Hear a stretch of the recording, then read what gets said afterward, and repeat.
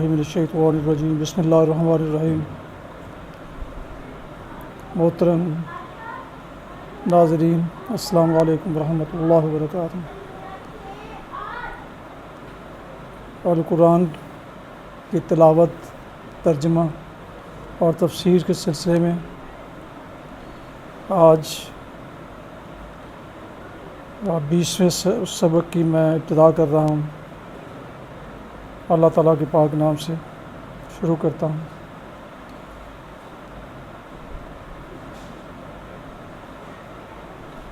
تو اس کا آغاز کرتے ہیں۔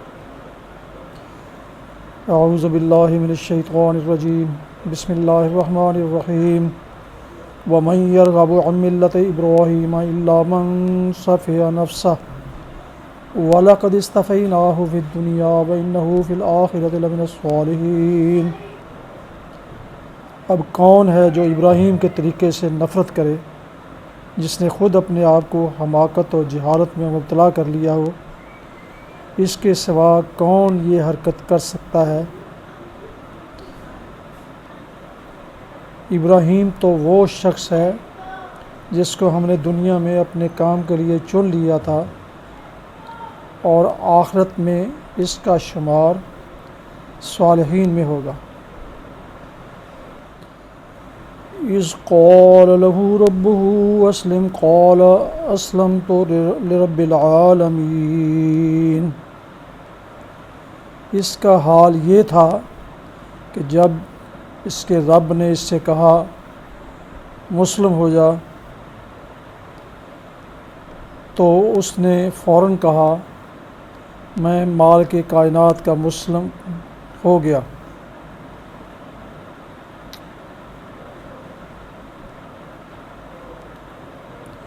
مسلم وہ جو خدا کے آگے سر اطاعت خم کر دے، خدا ہی کو اپنا مالک، آقا، حاکم اور معبود مان لے، جو اپنے آپ کو بالکلیہ خدا کے سپرد کر دے اور اس ہدایت کے مطابق دنیا میں زندگی بسر کرے جو خدا کی طرف سے آئی ہو۔ اس عقیدے اور اس طرز عمل کا نام اسلام ہے، اور یہی تمام انبیاء کا دین تھا جو ابتدائے آفرینش سے دنیا کے مختلف ملکوں اور قوموں میں آئے۔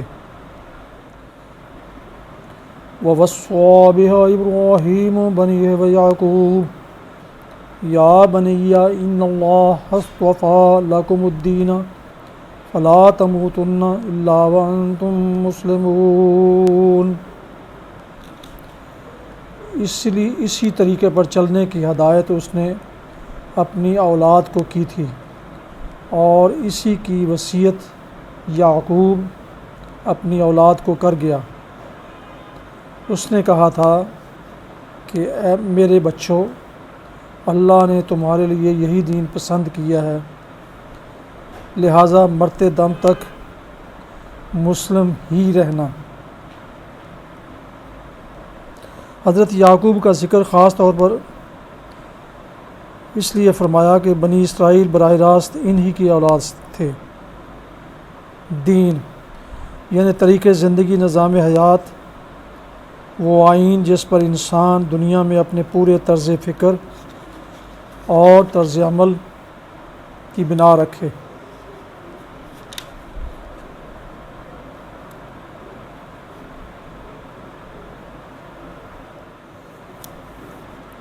ام کنتم شہداء اذ حضر یعقوب الموت اذ قال لبنیہ ما تعبدون من بعدی قالوا نعبد الہک و الہ آبائک ابراہیم و اسماعیل و اسحاق الہ واحدا ونحن له مسلمون۔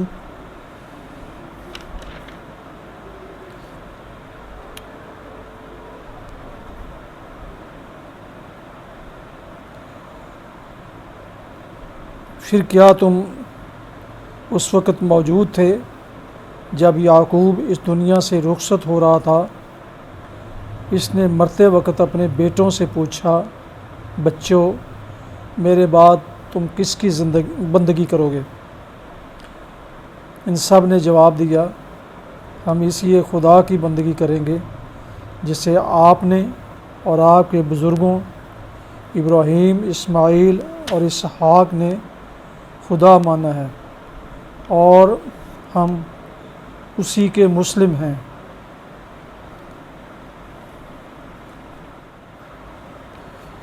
بائبل میں حضرت یعقوب علیہ السلام کی وفات کا حال بڑی تفصیل سے لکھا گیا ہے، مگر حیرت ہے کہ اس وصیت کا کوئی ذکر نہیں ہے۔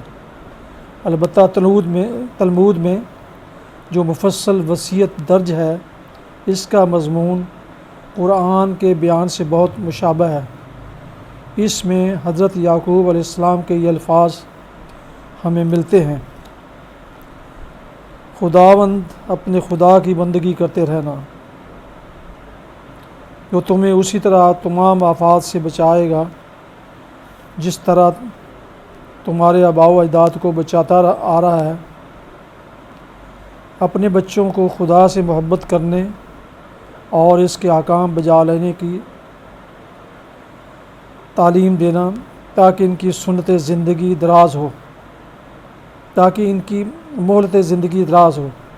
کیونکہ خدا ان لوگوں کی حفاظت کرتا ہے جو حق کے ساتھ کام کرتے ہیں اور اس کی راہوں پر ٹھیک ٹھیک چلتے ہیں۔ جواب میں ان کے لڑکوں نے کہا، جو کچھ آپ نے ہدایت فرمائی ہے ہم اس کے مطابق عمل کریں گے، خدا ہمارے ساتھ ہو۔ تب یعقوب نے کہا، اگر تم خدا کی سیدھی راہ سے دائیں یا بائیں نہ مڑو گے تو خدا ضرور تمہارے ساتھ رہے گا۔ تلک امۃ قد خلت لہا ما کسبت ولکم ما کسبتم ولا تسألون عما كانوا یعملون۔ وہ کچھ لوگ تھے جو گزر گئے، جو کچھ انہوں نے کمایا وہ ان کے لیے ہے، اور جو کچھ تم کماؤ گے وہ تمہارے لیے ہے۔ تم سے یہ نہ پوچھا جائے گا کہ وہ کیا کرتے تھے۔ یعنی اگرچہ تم ان کی اولاد صحیح، مگر حقیقت میں تمہیں ان سے کوئی واسطہ نہیں۔ ان کا نام لینے کا تمہیں کیا حق ہے جب کہ تم ان کے طریقے سے پھر گئے ہو؟ اللہ کے ہاں تم سے یہ نہیں پوچھا جائے گا کہ تمہارے باپ دادا کیا کرتے تھے، بلکہ یہ پوچھا جائے گا کہ تم خود کیا کرتے رہے۔ اور یہ جو فرمایا کہ جو کچھ انہوں نے کمایا وہ ان کے لیے اور جو کچھ تم کماؤ گے وہ تمہارے لیے ہے، یہ قرآن کا خاص انداز بیان ہے۔ ہم جس چیز کو فعل یا عمل کہتے ہیں، قرآن اپنی زبان میں اسے کسب یا کمائی کہتا ہے۔ ہمارا ہر عمل اپنا ایک اچھا یا برا نتیجہ رکھتا ہے جو خدا کی خوشنودی یا ناراضگی کی صورت میں ظاہر ہوگا۔ وہی نتیجہ ہماری کمائی ہے، چونکہ قرآن کی نگاہ میں اصل اہمیت اسی نتیجے کی ہے، اس لیے اکثر وہ ہمارے کاموں کو عمل و فعل کے الفاظ سے تعبیر کرنے کے بجائے کسب کے لحاظ سے تعبیر کرتا ہے۔ وَقَالُوا كُونُوا هُودًا أَوْ نَصَارَىٰ تَهْتَدُوا قُلْ بَلْ مِلَّةَ إِبْرَاهِيمَ حَنِيفًا وَمَا كَانَ مِنَ الْمُشْرِكِينَ۔ یہودی کہتے ہیں یہودی ہو تو راہ راست پاؤ گے، عیسائی کہتے ہیں عیسائی ہو تو ہدایت ملے گی۔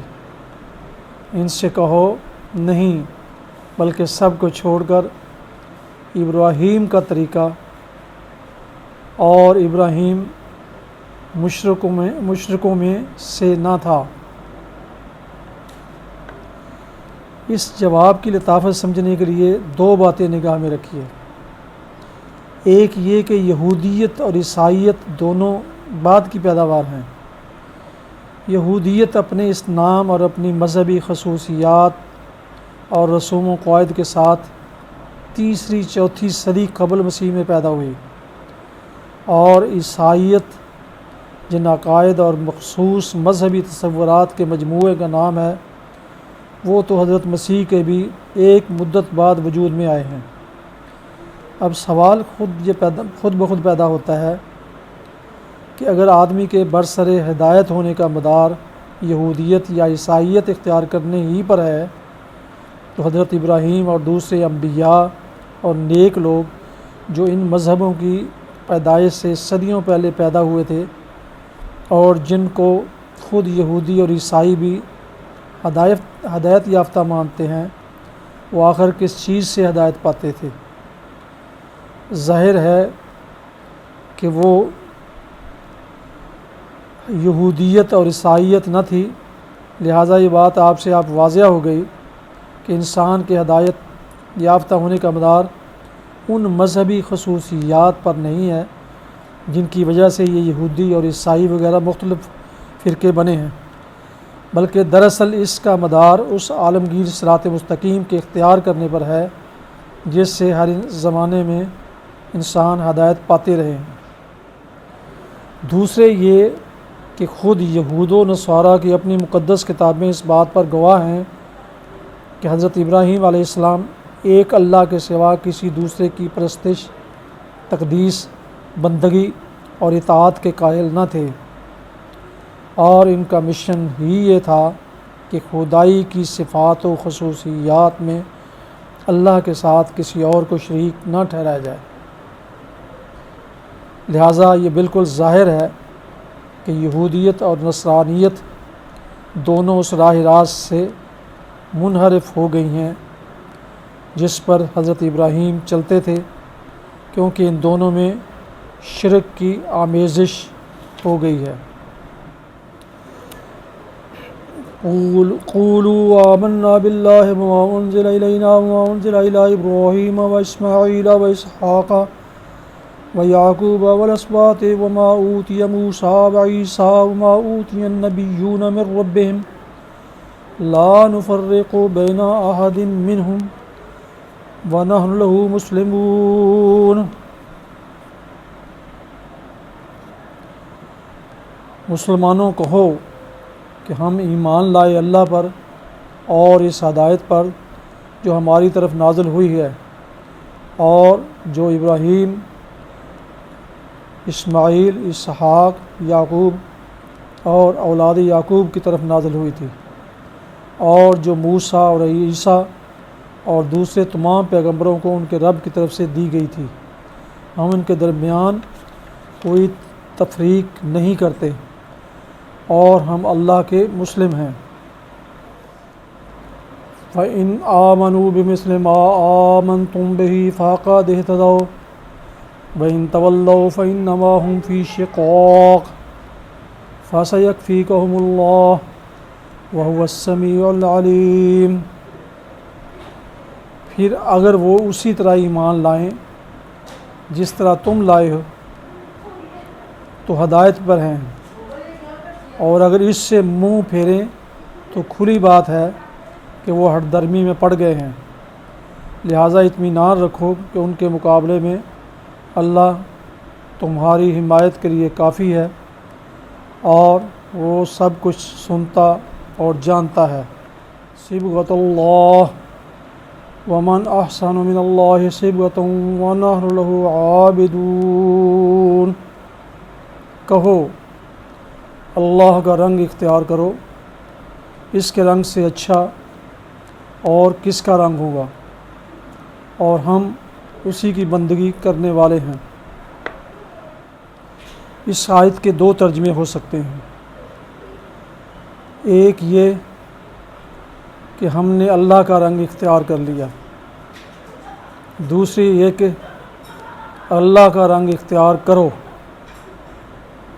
مسیحیت کے ظہور سے پہلے یہودیوں کے ہاں یہ رسم تھی کہ جو شخص ان کے مذہب میں داخل ہوتا اسے غسل دیتے تھے، اور اس غسل کے معنی ان کے ہاں یہ تھے کہ گویا اس کے گناہ دھل گئے اور اس نے زندگی کا ایک نیا رنگ اختیار کر لیا۔ یہی چیز بعد میں مسیحیوں نے اختیار کر لی، اور اس کا اصطلاحی نام ان کے ہاں استباغ بپتسمہ ہے، اور یہ استباغ نہ صرف ان لوگوں کو دیا جاتا ہے جو ان کے مذہب میں داخل ہوتے ہیں، بلکہ بچوں کو بھی دیا جاتا ہے۔ اسی کے متعلق قرآن کہتا ہے اس رسمی استباغ میں کیا رکھا ہے؟ اللہ کا رنگ اختیار کرو جو کسی پانی سے نہیں چڑھتا بلکہ اس کی بندگی کا طریقہ اختیار کرنے سے چڑھتا ہے۔ صدق اللہ العظیم و صدق رسولہ النبی الکریم وعلی ذالک من الشاہدین والشاہدین۔ تو ناظرین اکرام، آپ نے ابھی سورہ البقرہ کی آیات 130 تا 138 کی تلاوت، ترجمہ اور اس کی تفسیر سماعت فرمائی۔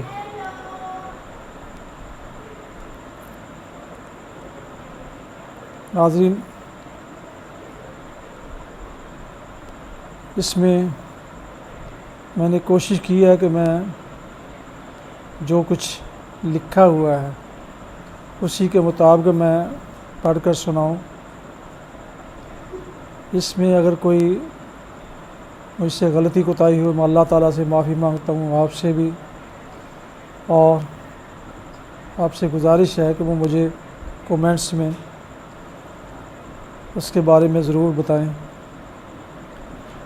اللہ تعالیٰ آپ سب کو اپنے حفظ و امان میں رکھے، آپ کو، آپ کے بچوں کو، آپ کے والدین جو زندہ ہیں ان کو اپنے حفظ و امان میں رکھے۔ اللہ ہم سب کو ایمان کی سلامتی کے ساتھ صحت کی دولت عطا فرمائے، اور جن کے والدین یا آباء و اجداد اور دوسرے اعزاء و اقارب ایمان کی حالت میں وفات پا چکے ہیں، اللہ تبارک تعالیٰ ان سب کو اپنے جوار رحمت میں جگہ عطا فرمائے اور جنت الفردوس عطا فرمائے۔ آمین۔ صدق اللہ العظیم۔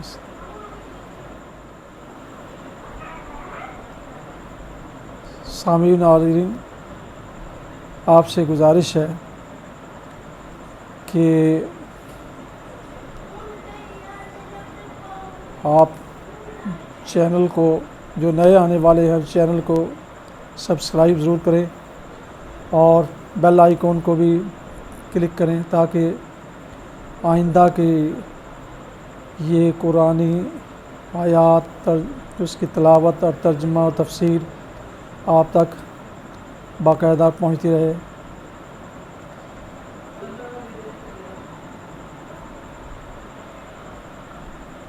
اللہ تعالیٰ آپ کا حامی و ناصر ہو۔ السلام علیکم ورحمۃ اللہ وبرکاتہ۔